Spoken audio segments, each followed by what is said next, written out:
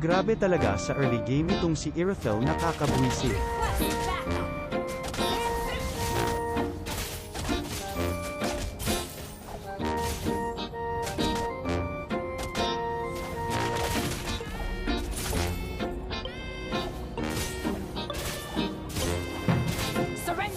Pero buti na lang at magaling ako, tignan nyo kung paano ko pinisa na parang langaw itong mga kalaban namin.